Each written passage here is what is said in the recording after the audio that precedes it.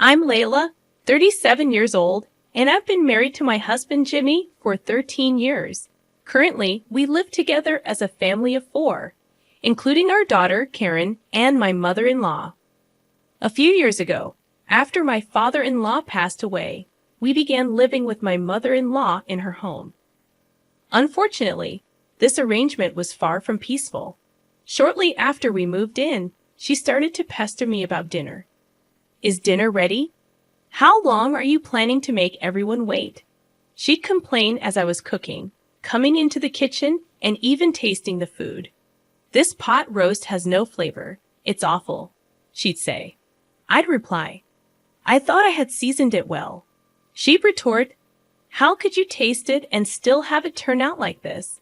You are really bad at cooking. Jimmy and Karen must feel so pitiful with this food. I'm sorry Jimmy must be having a hard time with such a useless wife. Hurried up and set the table. Despite her constant complaints, she never helped with preparing dinner. In fact, she left all the household chores to me and lounged around during the day. When dinner was finally ready and the whole family sat down to eat, Jimmy and Karen praised the pot roast that my mother-in-law had earlier criticized, saying, this pot roast is delicious, and yeah, Mom, it's tasty. Then, my mother-in-law said, yes, indeed, the seasoning is just right, completely contradicting her earlier criticism. Despite her harassment and nasty commands towards me, she always spoke kindly to Jimmy and Karen, probably not wanting them to dislike her. Layla is really good at cooking, she'd say in front of them. Today, Layla did all the housework, considering my health. She is truly a capable wife. Isn't that right, Layla? In truth, my mother-in-law had just forced all the household responsibilities onto me. As I attempted to deny it, my mother-in-law kicked my leg under the table where no one else could see. Despite her blatant attitude, Jimmy thanked me with a beaming smile, believing that I was always kind to his mom, although it couldn't be further from the truth. I couldn't hide my bewilderment, but Jimmy remained blissfully unaware of the harassment. He genuinely cared for his mother-in-law, and after his father-in-law passed away, he became even more concerned for her well-being. I couldn't bring myself to speak ill of my mother-in-law to Jimmy, who loved her deeply. My fondness for her also prevented me from confiding in anyone about the situation. When it was decided that we would live with my in-laws, Karen, our daughter, was delighted. She loved her grandma, and they were very close, always playing and taking baths together. Mother-in-law's harassment escalated when I came back from shopping one day and found the room in disarray. Mother-in-law, what happened? Why is everything in such a mess? I asked, genuinely surprised. She replied smugly, I couldn't find something, and before I knew it, it became a mess. I knew the house wouldn't be turned upside down just from looking for something. It was clear that she had done it to harass me. Sorry, I'm going to dinner with friends now. Cleanup's on you, she said, leaving me to deal with the aftermath. As expected, I ended up spending the entire day cleaning, unable to focus on anything else. When mother-in-law returned home, she remarked, laundry, dishes, cleaning, none of it's done, making it clear that her intent was to torment me. I clenched my fists, suppressing my anger at my mother-in-law's taunts, and quietly continued with the housework. Hurry up or everyone will come home. If Jimmy realizes what an incapable wife you are, he'll surely divorce you. She sneered, never lifting a finger to help, only rushing and nagging me incessantly. As dinner remained far from ready, my frustration grew. In the end, dinner was late, and Jimmy asked, looking concerned, are you feeling ill? No, it's not that. But, I started to explain. But when I glanced at my mother-in-law, she was glaring at me, a silent warning not to speak up. Today has been a bit hectic, I said weakly. Oh, I see. I'm sorry. No, it's totally fine. Jimmy reassured, his kindness shining through. Mother-in-law, however, didn't find his understanding amusing. Instead, her daily harassment towards me intensified.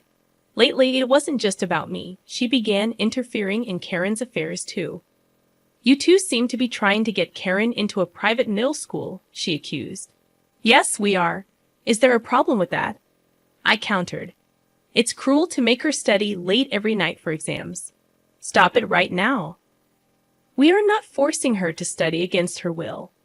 Karen herself wants to go to a private middle school. Kids should play and have fun. There's no need to force them to study now, I defended. But working hard now will open up more options for her future, and Karen wants this. We're not forcing it on her, I insisted, standing firm against her accusations. Recently, as Karen had been studying late into the night and attending tutoring sessions, our family time had decreased noticeably, and my mother-in-law seemed displeased. Give up on the middle school exams. It's a waste of time, she commanded one day. I couldn't hold back my anger at her disregard for Karen's feelings and her selfish remarks. Isn't it normal to support Karen when she wants to do this? I retorted, surprising my mother-in-law, as I had never talked back before. Karen's exams have nothing to do with you, mother-in-law. Frustrated and feeling like arguing would lead us nowhere, I left, declaring, enough of this. I'm going to pick up Karen. Mother-in-law continued to harass me in front of Jimmy and Karen, seemingly unable to let go of the fact that I had talked back. During dinner that day, she criticized the meal, saying, "Today's dinner looks plain. Is this all we have?" Jimmy, unable to stay silent any longer, snapped at her. "Come on, Mom, don't complain about the meal that Layla made." His anger startled mother-in-law, and she quickly backpedaled, saying, "Oh, I'm sorry. That's not what I meant to say." Not wanting to escalate the situation, I brushed it off with, "It's fine." After dinner, while I was washing dishes, mother-in-law approached me and muttered, "Remember this," before retreating to her room. From then on, every day was filled with fear, wondering what she might do next. Then, one day, it was the day of Karen's acceptance announcement. We nervously headed to the venue. When we checked the bulletin board, Karen's number was clearly written there. "You did it, Karen. Awesome. You got accepted. Yay!" We were all overjoyed. Karen had been studying tirelessly for months, and thanks to her relentless efforts, she had passed the middle school exams. "We have to celebrate today," I exclaimed. "Karen, what would you like to eat?" "Steak," she replied, her absolute favorite. "Should we order delivery then?" I suggested, and everyone cheered in agreement. On my way home, I called the steakhouse and ordered a luxurious steak for delivery. We also decided to buy a cake, so I made a small detour, asking my mother-in-law to receive the steak delivery at the house. When I called her, she said, "Understood, I'll take care of it." Due to various detours, we were completely past lunchtime by the time we got home. We were all hungry and eagerly anticipating the steak. "I'm starving. I want to eat the steak now," Karen exclaimed. "You're right.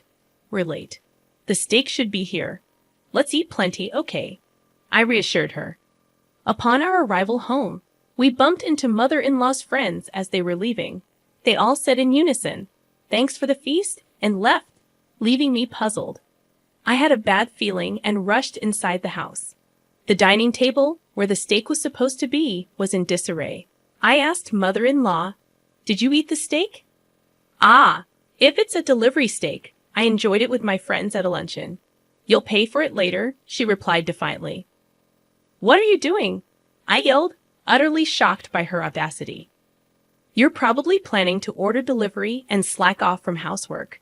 I won't allow that," she retorted, completely unapologetic.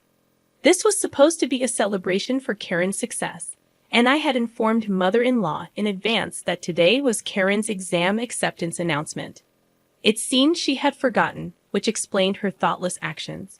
When Karen and Jimmy arrived late, Karen, having overheard our conversation in the corridor, was in tears. "Grandma saw me," she said, her voice choked with disappointment. Karen had been excited to share the news with her grandmother quickly. but it seemed inconceivable to her that her own grandmother had forgotten such an important day. Mother-in-law. Today was Karen's middle school acceptance announcement. How could you forget such an important day? That's awful, I exclaimed, feeling a mix of anger and disbelief at her callousness. Mother-in-law seemed unable to hide her agitation, her lack of remorse only deepening our disappointment in her. Why today, Layla? Why didn't you tell me earlier? Mother-in-law's voice trembled with a mix of surprise and guilt. I did tell you, I replied, my anger overshadowed by disappointment. I felt a strange certainty that left me too numb to be furious.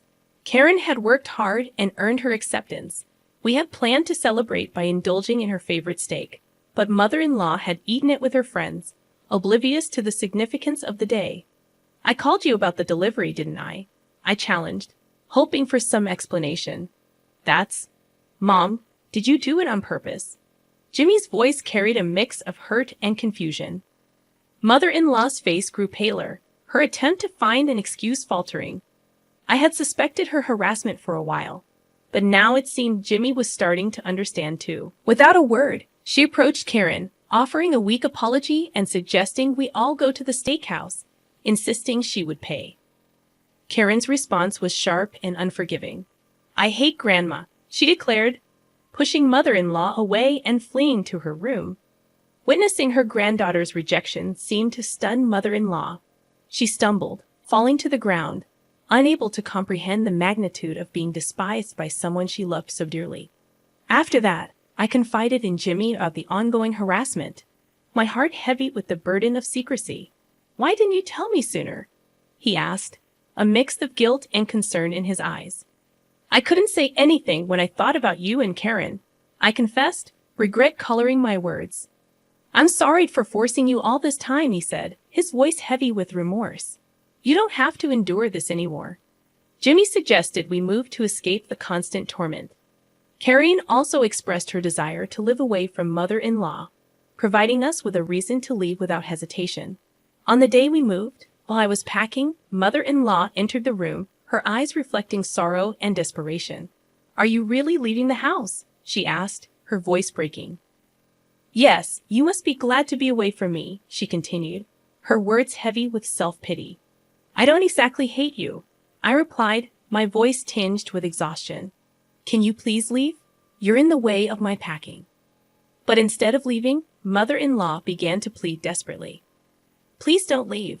I'll apologize for everything. Please, I can't bear to be apart from Carrie. No matter how much I explained, she wouldn't let go, clinging to me and crying, her desperation hanging heavy in the air. So, I made a proposal. Actually, we are moving to my parents' house. If you really can't bear to be apart from Carrie, will you come with us? My father, usually stern with a scary face, knew that mother-in-law was aware of this. I said it somewhat maliciously, thinking she would never agree. Surprisingly, she did. I understand. That's fine with me, she said, leaving me stunned. It seemed she wanted to be with Carrie that badly. I agreed to live together since she wouldn't harass me in front of my parents, and if she did, I could report it to my father. Jimmy added, sorry, if something happens with my mom coming along, feel free to kick her out. So we all moved to my parents' house, and the cohabitation began. My father seemed dissatisfied, then mother-in-law came with us. Of course, he knew how she had harassed me and ruined Carrie's celebration. He didn't blame her directly, but his silent pressure kept mother-in-law shrinking. She spoke less and seemed downcast. When my mother and I asked for help with housework, she readily complied and worked hard. I couldn't help but laugh at her changed appearance. Life went on without any incidents for a while.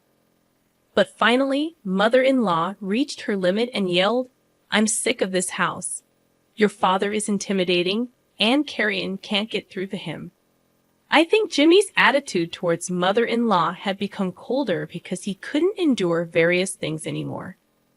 Karen, let's go home together, mother-in-law said, trying to forcibly pull Carrie and leave the house. Mother-in-law, stop it. Can't you see Carrie doesn't want to go? It's better to be with me than in this house, I intervened. Just then, my father arrived. "What are you doing? Knock it off," he thundered.